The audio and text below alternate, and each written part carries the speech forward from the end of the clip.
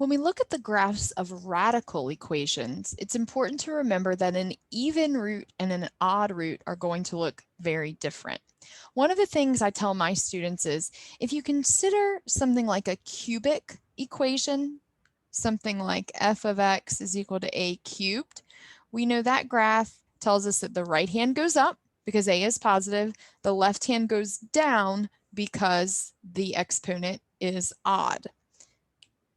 I forgot my x there.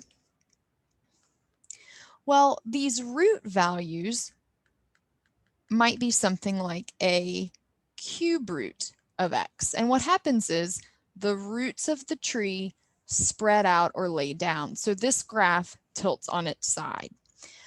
Just like before, the a value tells us if the right hand is going to go up or down. Here, a is positive, so the right hand goes up.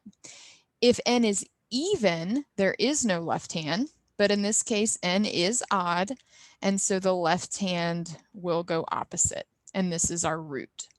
If we had something like f of x is equal to negative a cube root of x, then the graph, the a value tells us that the right hand's going down, and the left hand is going to go opposite.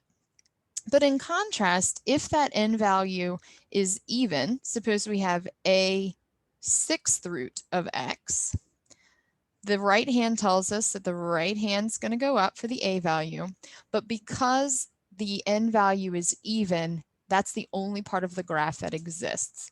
This is because if we plug in an x value over here, we can't take the even root of a negative number.